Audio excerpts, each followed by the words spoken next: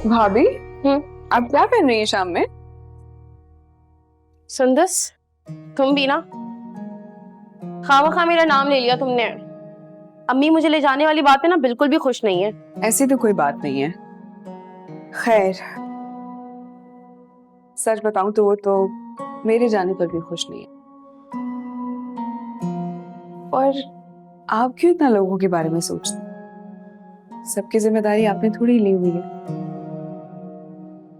कुछ सोचने का काम बाकी लोगों पे भी छोड़, उनको भी सोचने दें।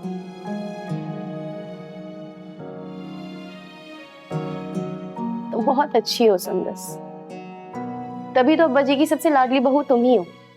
मेरी नजर में लाडला होना अहम नहीं है, मेरी नजर में मुखलिस होना वो बहुत जरूरी है। और मुझे ऐसा लगता है कि आपसे ज्यादा मुखलिस इस घर में कोई नहीं है। एक बात कहूं, तुम्हारे आने से ना मुझे इस घर में ऐसे जैसे एक ताजा हवा मुयस्सर हो गई हो। बिल्कुल ऐसे ही। और आपके इस घर में होते हुए मुझे ये एहसास होता है कि मेरी भी कोई बड़ी बहन। बस बस बस करो, इतना मक्खन मत लगाओ मुझे।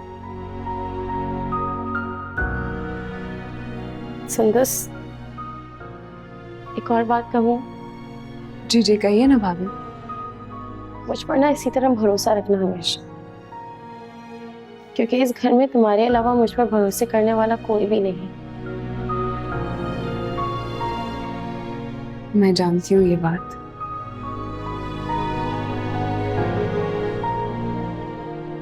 अब आप ये बातें छोड़ें, तैयार हो जाए। अब आपको कुछ हेल्प चाहिए तो मैं कर सकती हूँ।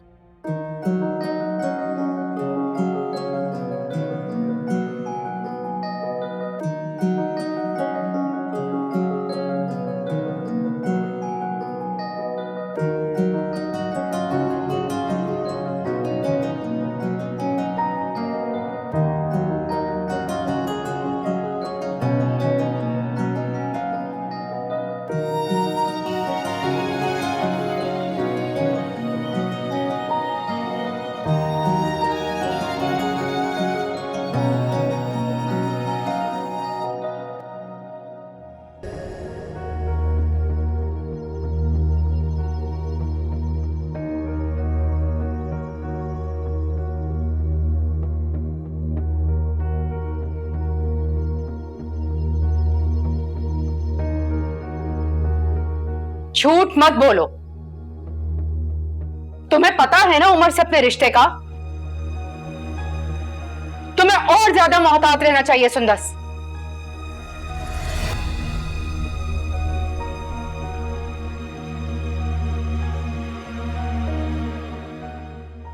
क्या हुआ भाभी,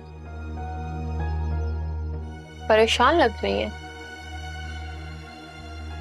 हैरान हूं मैं कि अपनी साजिशें कामयाब होने के बाद भी तुम्हें सिर्फ लगता है। हाँ मैं हूं परेशान, लेकिन अपने लिए नहीं, तुम्हारे लिए। क्योंकि मेरे खिलाफ चाहे तुम जितनी साजिशें क्यों ना कर लो, मुझे फर्क नहीं पड़ता। क्योंकि मैं जानती हूं कि तुम कभी कामयाब नहीं हो सकती। क्योंकि मेरे लिए मेरे बड़े बाबा और मेरा शौहर मेरे लिए काफी है। मगर तुम सोचो नाज़ो, तुम इस बात पर गौर करो कि जब सबको तुम्हारी असलियत पता चलेगी, जब तुम्हारे इस मासूम चेहरे के पीछे वाली नाज़ो नजर आएगी, तो सोचो कि सबका रवैया तुम्हारे साथ क्या होगा। मेरा बहनों वाला मशवरा है तुम्हें, वक्त है तुम्हारे पास, संभल जाए, वरना सबको नीचा दिखाते दिखाते एक दिन तुम खुद इतनी नीचे गिर जाओगी कि तुम सर उठा नहीं सकोगे। आप मेरी फिक्र ना करें, अपनी फिक्र करें। और वैसे भी मैं जिस जगह खड़ी हूं यहाँ से ना मुझे कोई हिला सकता है, ना मेरे कोई कभी जगह ले सकता है। ये भूल है तुम्हारी नाज़ो। तुम जगह से हिलने वाली भी हो और तुम जगह छोड़ के जाने वाली भी हो। और सच बताऊं तो शादी का यही मतलब होता है। लेकिन तुमने इन सारी चीजों के बारे में नहीं सोचा होगा, क्योंकि तुम्हें प्यार और मोहब्बत से फुर्सत नहीं मिली।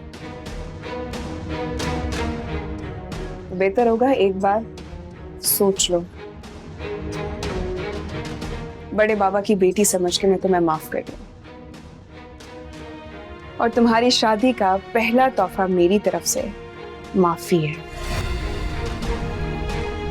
इसलिए जितने दिन यहां हो, कोशिश करना कि दोबारा माफी की नौयत ना आए।